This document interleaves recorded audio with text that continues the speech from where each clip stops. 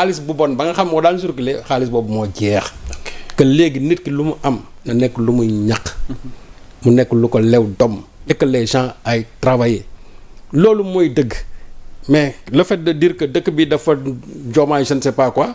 mais parce que tout simplement ñi nga xam ne lañ leen toog muy dox bi daan jox amatuñ ko te toog muy dox boobu mooy li wax rek cet argent là qu'on c'est-à-dire xaalis bi ñu doon leb di ko sàcc di ko jël di ko jox ay nit. parce que ne woon seen la preuve aujourd'hui ñooñu ba ñu jógee ci pouvoir ba léegi toog muy dox bi jeex na su fekkee ne ñoom lu ñu moom la kon ba léegi ñu ngi ko ne di leen jox ça signifie que donc fu ñu ko daan tibbee. ci nguur gi lañ ko daan tibbee alalu nguur gi gafaga nguur gi di leen ko jox. léegi nag comme que tey dañoo fàtte fépp parce que dañu nekk aussi ci benn jubal jubanti. ba ñu fàttee fépp nag mooy ñi nga xamante ne ñoo doon jaar dans les trous de souris doon dem di récupérer yenn kii amatuñ ko loolu rek mais le pays là est sur de bons rails économiques. donc li ma wax rek boo jëlee indicateur économique yëpp macro yi tu vois que ne les choses quand même sont à la normale. boo jëlee aussi li nga xamante ne moo am au prix de c'est-à-dire inflation yi yëpp l'inflation a diminué. et les denrées aussi vraiment ont diminué. loolu nag Sénégalais dañ ci war a kontaan mais am na ñoo xam ñoom seen xol jeex na parce que simplement gis nañ ne dund gi léegi yomb na. léegi nag ñi nga xamante ne loolu dafa leen déranger. ba créé woon nañ fi ci ginnaaw naan boulangerie yi sax dañuy waaj a génn parce que nangam ak nangam dëkk bi dafa metti terata boulanger yi génn démentir ne loolu dara amu ci.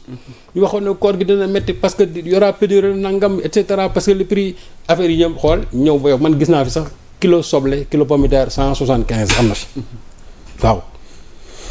au moment où maa ngi fàttaliku 2019 Guy Marius Sagna yëkkat na benn soble daan ne soble bii 300 laa ko jëndee benn doom de 300 là où le kilo même est descendu jusqu'à 175 à 200 waaye wax dëgg yàlla loolu nag bu ko nit ñi salué wul ku mun a xare nga toog nga muñ ko wala boo demee ci nit ngay jënd soble nga ne ko man de jaayee ma kilo 500 wala jaayee ma kilo 1000 soo génnee nga dem man nga ne waajee 1000 la ma jaayee.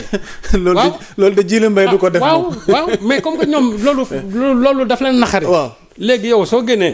nga ne boo ñëwee nga ne diw. jaay ma kilo soble mais jaayee ma ko 1000. wala jaayee ma ko 2000 boo génnee nga dem nga ne man de kee 2000 la ma jaayee mais kooku yaa xam. maa la ko wax. mais su fekkee ne yow prix bu yomb bi daf lay déranger. waaw nga jëndee prix bu xam naa tuuti moom sa jarbaat moom prix bu yomb bi lay jënd. te pour jeexal sax njiitum réew mi nee na dina gën a yomb de. waaw nee na fii ak ay fan njëg yi dina gën a wàññi. gis nga avec la nouvelle politique bi nga kon xel mën na dal. man la nouvelle politique bi ñu engagé. waaw parce que on est en train de mettre des chambres froides partout dans le pays. xam la parce que loolu c'est pour la conservation parce que affaire bi warul nekk en un temps rek ñu delluwaat ci situation déedéet. ça doit être pérenne.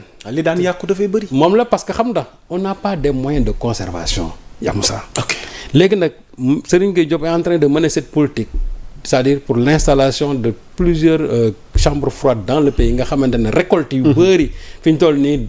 dootul yàqu et que les gens non seulement dinañ ko mën a commercialiser mais dinañ ko war a mën a denc jusqu'au moment bu ñu ko war a mën a dem jaayi ko.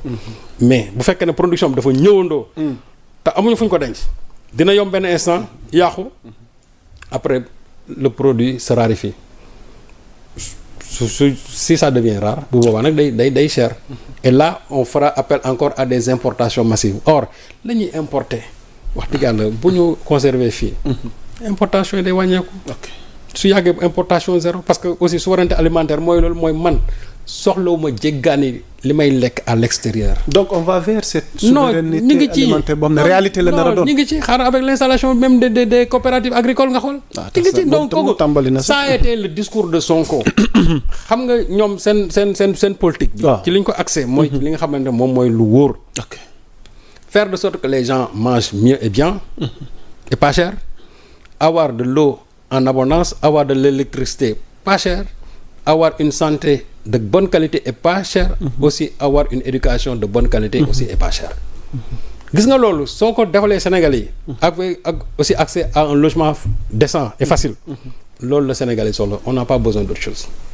li ci des yëpp accumulation de richesse de richesse la mais li nga xamante ne mooy le besoin primaire des Sénégalais boo ci taxawee ba yombal leen ko je crois que comme li ñuy wax ñoom fii mën nañ fi toog pendant 50 ans duñu kenn du leen inquiété et je crois que opposition bi actuellement tey loolu moo leen dal waaw moo leen dal parce que devant ce que nos dirigeants là sont en train de faire bon ils n'ont aucune amuñu leen ci kanam war nañu jàkkaarloo ak presse bi de. waaw bien sûr. et je sais que ils vont am nañ lu leen naqari tamit. lu leen naqari. ah déet jàpp nañ ne vraiment bëri na sujet yoo xam ne war nañ ko teg sur la table. waxtaane ko l'assemblée. waa léegi ci sujet boobu laa bëgg.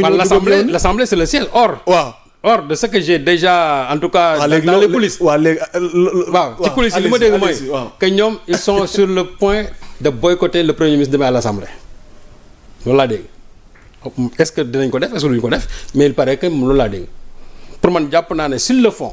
je dis s'ils le font. am na beneen sujet mooy yokkal la ko ci.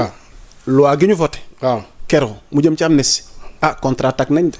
waaw mais il paraît qu'ils ont saisi la Cour suprême. waaw le conseil constitutionnel. comment comprenez-vous cette. waaw mais saisie boobu ils ont le droit mais ñoom ils savent très bien que ne loolu c'est lié par des conventions or le conseil constitutionnel en la matière ñoom xam nañ ne amu ci compétence. kon du ñu am gain de cause. non ils ne l'auront pas du tout. ils ne l'auront pas.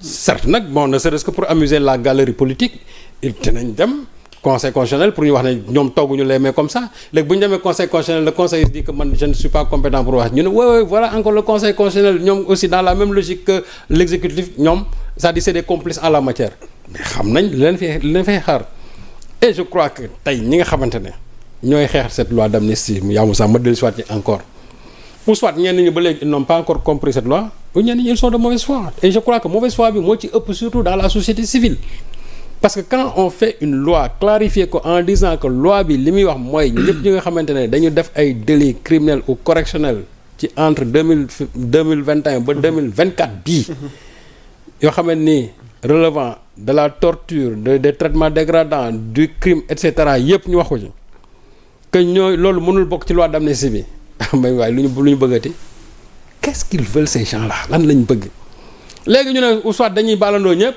wala ñu topp nañu wala nañ topp ñëpp c'est-à-dire que problème yi ñuy wax ne dañuy topp ñu ñëpp c'est-à-dire que ñoom li ñu jàpp dans leur tête mooy way casseurs yi voilà nañ dem jàpp casseurs qui sont les casseurs mais les casseurs ne sont pas des casseurs de Pastef ñoom li ñu xamul mooy ça c'était un phénomène populaire boo xamante ni bien sûr que Sonko était la figure charismatique mais c'est le peuple dans son intégralité ñoom ñoo génn ñoom ñooñu di wax ñooñu ils y ont participé Thierno Alassane Sall moom qui passe tout son temps à jaboter dans les médias là moom ci boppam ñi ci participe moom ci la bokk il a battu le macadam comme d'autres donc je crois que am na loo xam ne ni même quand souvent les gens disent que oui ceux qui ont brûlé l'université et là aussi sont des mensonges université boobu ñuy wax ne chaque jour dañ ko lakk lan lañ lakk université quand on dit que par exemple la bibliothèque là alors que ceux qui sont à l'université ils ont sorti un communiqué pour démentir que ne tout ce qu'ils ont dit par rapport à cet incendie là c'est des contre-vérités waaw finalement qu'est-ce que les gens veulent on veut que ces assassins là qu'on les laisse moo tax quand je vois les gens de Y'en a marre man leen mais yéen vous devez avoir cette même posture dans les années 2011-2012 casseurs yi yéen a ko jiite woon yéen ñii yéen a jiite woon casseurs yi parce que ce phénomène là yéen Y'en a marre yéen a ko porté woon ñaata nit ñoo ci dee par la suite est-ce que vous avez dit que non seulement vous n'avez pas dit que les 14 morts yi amoon du régime de Wade nañ ko lijjanti non seulement ça n'a pas été fait mais vous n'avez pas parlé des casseurs parce que casseurs yi yéen a ko jiite woon donc et pourtant ñun xam nañ ne li taxoon ngeen jiite ko c'était pour pour des raisons démocratiques c'était pour des raisons démocratiques donc ñi nga xam ne ay raisons démocratiques moo leen taxoon jóg ay lakk am fii par-ci par-là nga ne on va pour ces gens là yooyu nga bëgg ko jël naa la benn bakkan rek yaa Moussa benn bakkan rek mënul dendeek bu ñu taaloon Sénégal gi yëpp. kon yow amoo benn attente ci seen sortie bi ñu war a def. actuellement nii. waaw non man sant xam lu ma ciy xaar mooy. ak détermination bu opposition bi. xam lu ma ciy xaar mooy. waaw bu subaa ñun assemblée duñ fa dem. kon dara du la bett. ils vont dire que way comme que way loi d'amnistie xool loolu kese mais li ci gën a neex mooy la réponse c'est que c'est le peuple boppam ñoo leen jëppiwaat encore. opposition bi. oui la preuve. waaw quand ils ont parlé de la loi d'amnistie. ne dañ koy abroger. victimes yi ñoom ñoo gën ñu ne ñun bëgguñu. on soutient la loi mais qu'est-ce qu'il y a de plus légitime yaa Moussa.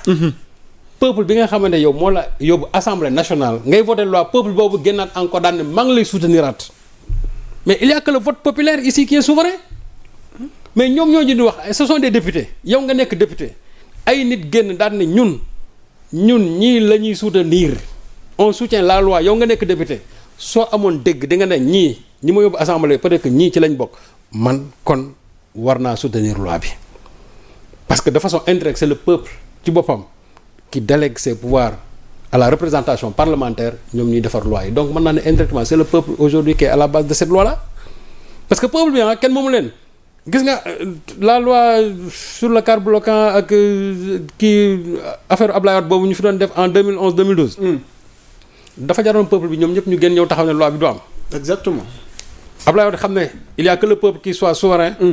mu daal di reculer. mu dellu gannaaw n'est-ce pas. waaw mais xam nga dafa am ñu mu reculer tax terewul ñoom ils n'ont pas forcé dañu reculer. exactement mais bii nag c'est le mouvement inverse. bi peuple aussi ñoo génn daan ne ñun dañoo soutenir loi bi. malgré Aïssata Tall Sall leeral yi mu ci def yëpp sëñ Saliou mais Aïssata c'est pour se couvrir. gis nga ñii di wax nii. ak sorties yi mu ci def yëpp éclairage yi mu ci tous ces gens de l'APR qui sont en train de pérorer sur ça Yamoussa boo bëggee dégg dëgg mooy seen bopp la ñu bëgg a couvrir.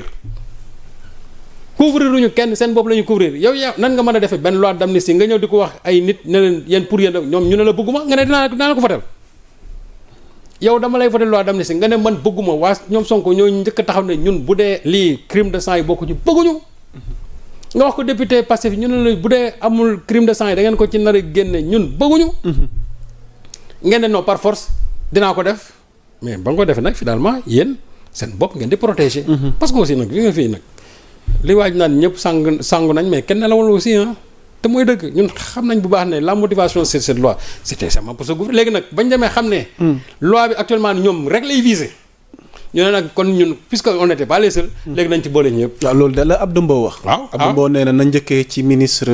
économie solidaire bi. waaw non. au commandement de la gendarmerie. mais ministre solidaire bi lu mu wax. waaw tal naa pëna.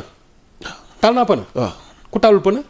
noo gisee position Abdou Mbow wax mais tal naa pëna c'est un crime dans ce pays. waaw taal naa pëna loolu la wax Aliou Dione da ne man taal naa pëna Aliou Dione n'a pas dit que moi j'ai tué une personne Aliou Dione waxul ne man dama lakk kër jàmbur waxul ne dama lakk oto da ne man taal naa pëna man ba ma ciy toll dama doon taal pëna di sànni ay xeer